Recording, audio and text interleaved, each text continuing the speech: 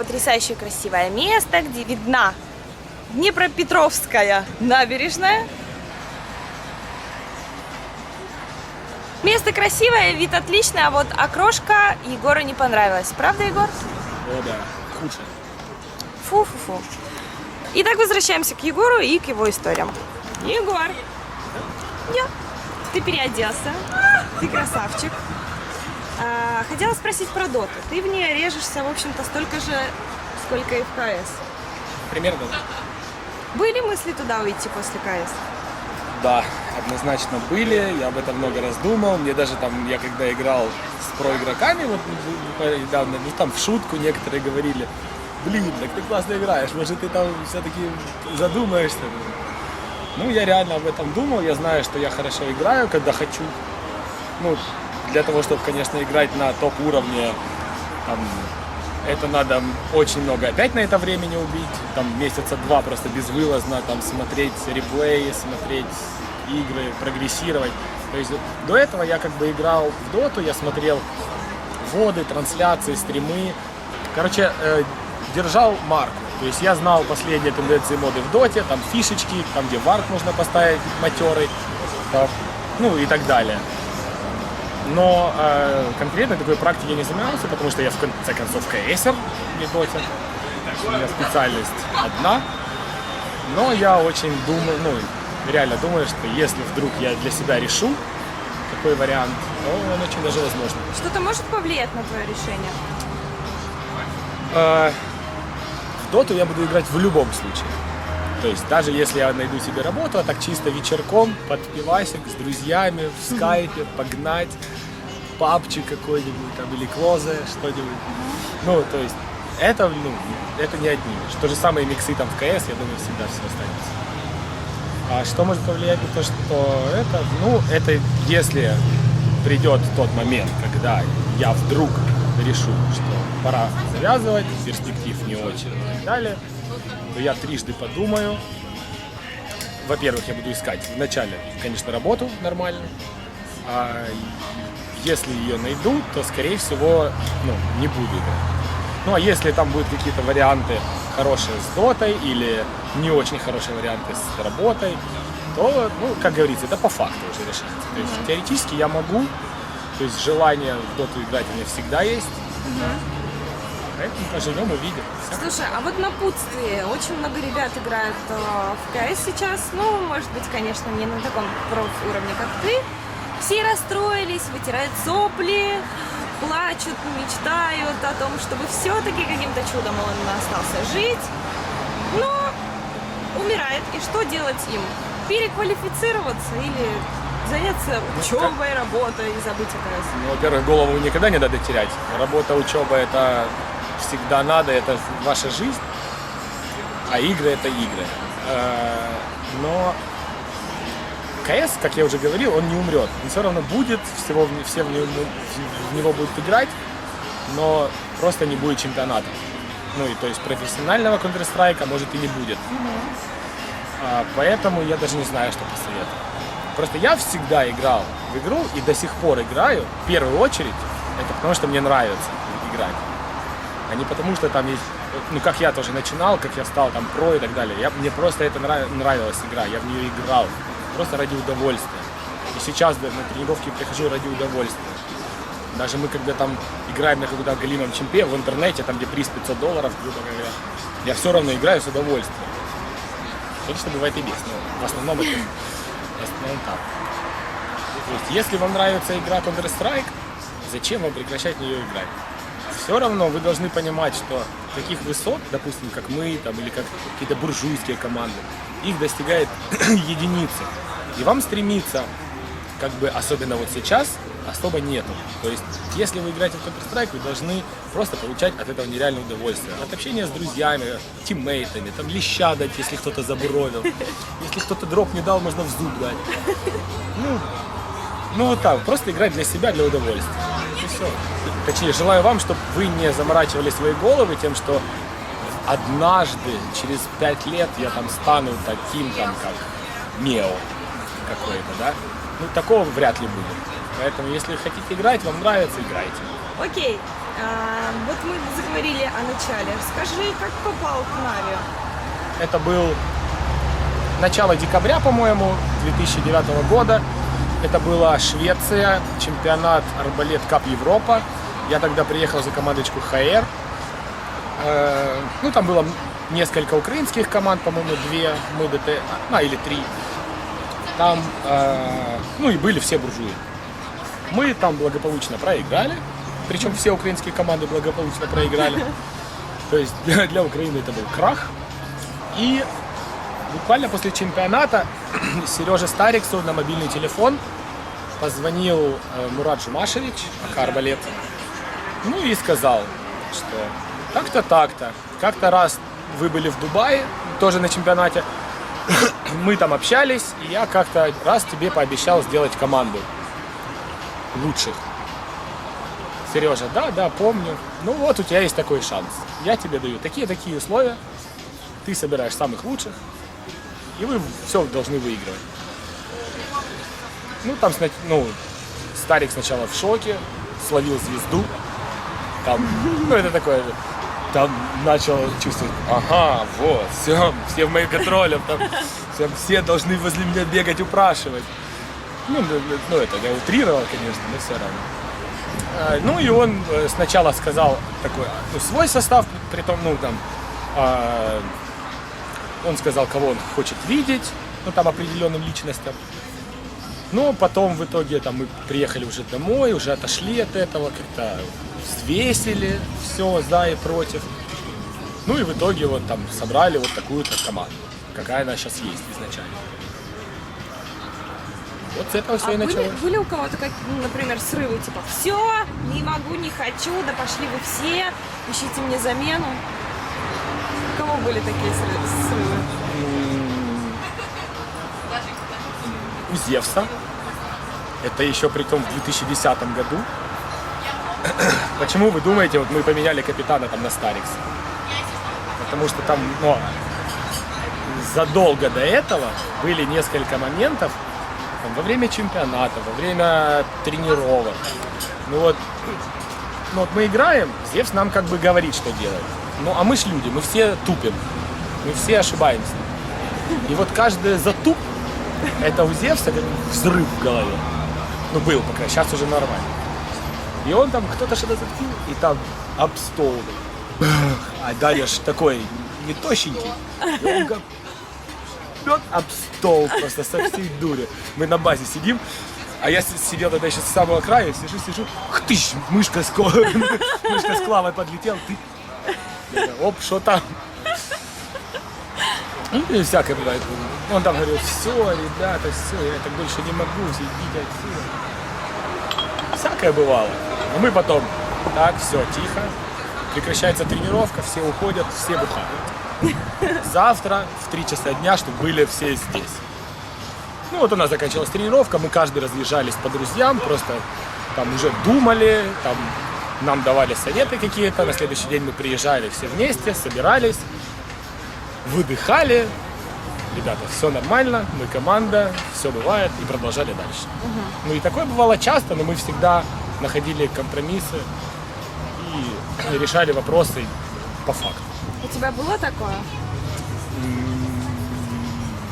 Конкретно то, что я говорил, я не буду тут играть, нет, такого нет. Я мог психануть, я мог нагрубить, очень грубо нагрубить. Я мог огрызнуться, мог послать, там уйти или выйти с сервера, или там такого нет. Я мог сказать, ребята, я уже все, не хочу, меня задрало, давайте на завтра съездить. Такое я мог сказать. То есть ты такой адекватный, хороший мальчик.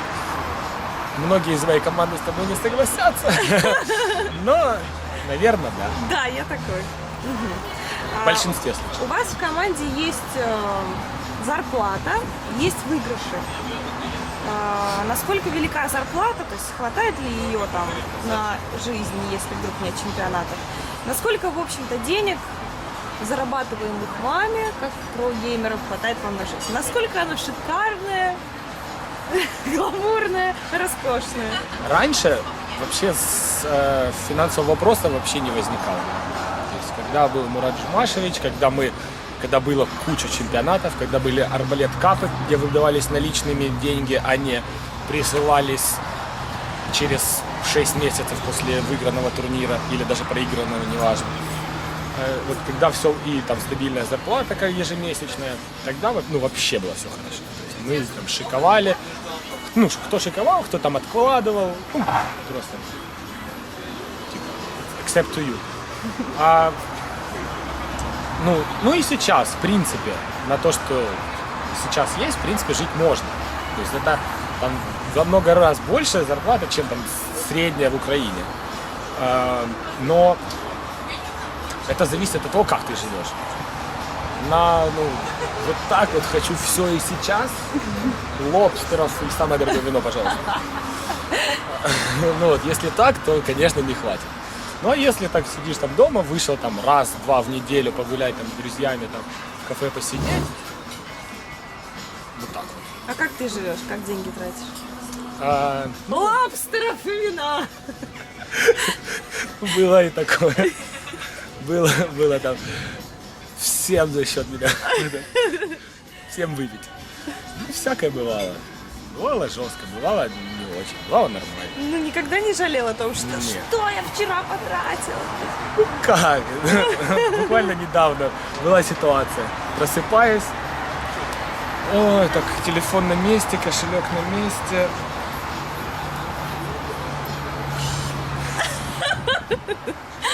Вот такой вот, вот один в один. И так, я было. Да, и такое было. Но я не скажу, что я когда-то об этом жалел. В любом случае, после каждого раза, когда вот так вот все происходило, я всегда делал что-то фееричное, там где-то отличался, гулял на максимум, ни в чем себе не отказывал. Как о таком можно жаловаться? Согласна. У тебя очень много фанатов, и не только в Украине, и не только в России, но, в общем-то, по всему миру, наверное. Всем привет. Скажи, как часто они не дают тебе жизни?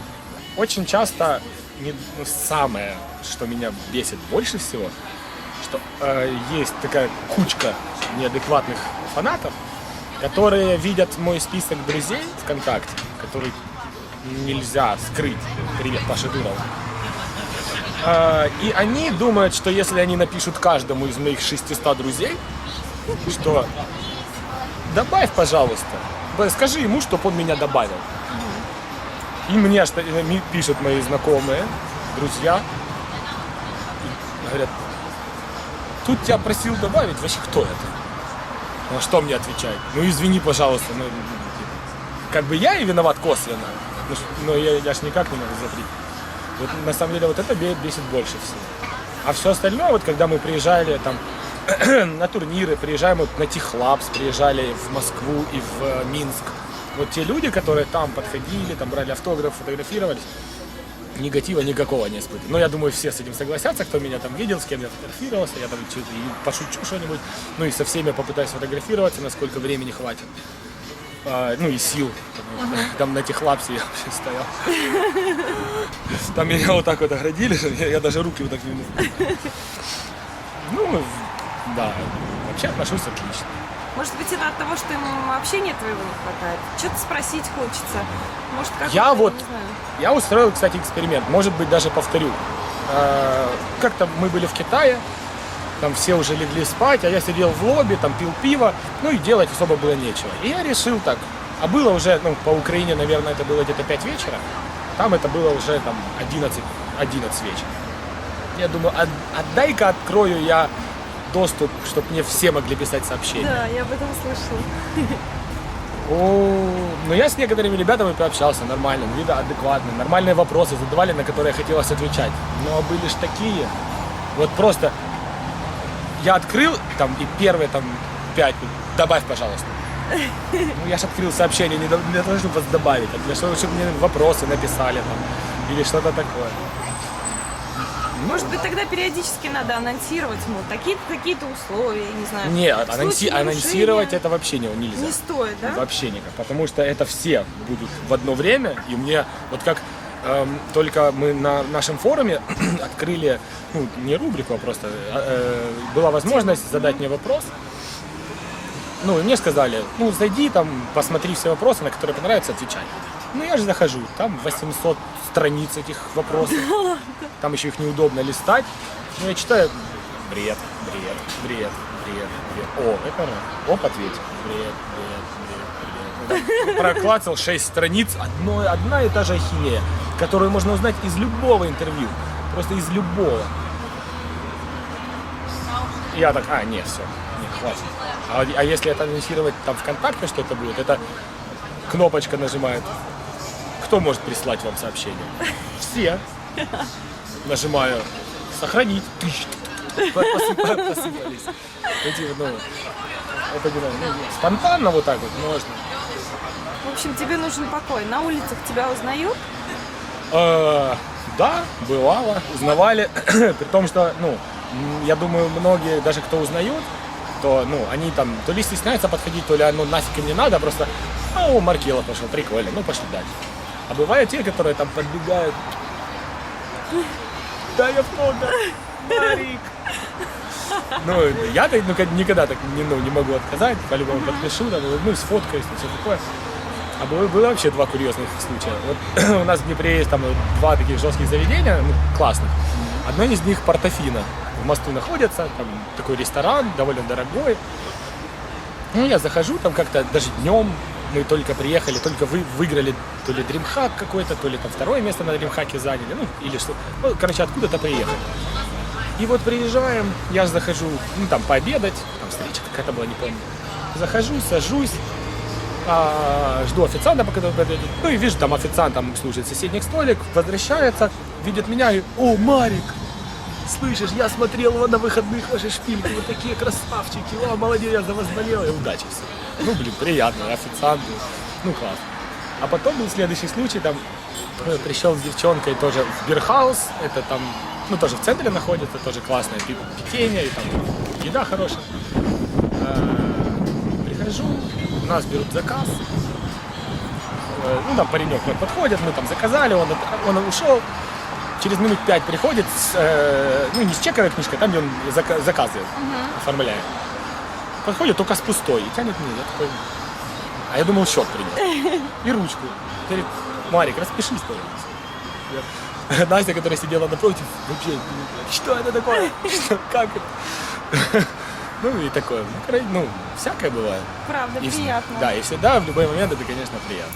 Я видела фотографию, где тебя девочка в Китае, по-моему, фотографировала, и ты позировал. Что там, девочки тоже с ума сходят? Они сходят с ума по типажу европейскому. То есть, если они кого-то видят, они сразу: прикольно. Вообще, больше всего они сходили с ума, это с Эдвардом. У них борода — это вообще... Там практически ни у какого китайца нет бороды. Вообще ни у кого. И у них борода — это вообще самый секс, который только может быть. И вот там его видят: «О, Ваня!» Вот так. Борода решает. Борода решает все вопросы. А наши девочки, вот в Минске я тоже видела фотографии, там даже девчонки как-то затусовались. Да, были тоже девчонки. Визжали? Не визжали, просто подходили: «О, привет». Трусики в карман, там номер телефона, звони сегодня. Даже на сиськах не говорили, за расписываться. Жесть. Девчонки исправляют. Походы в кино, там за ручку, там цветочки. Я могу сказать, какой там клуб хороший, какой бар. Давай.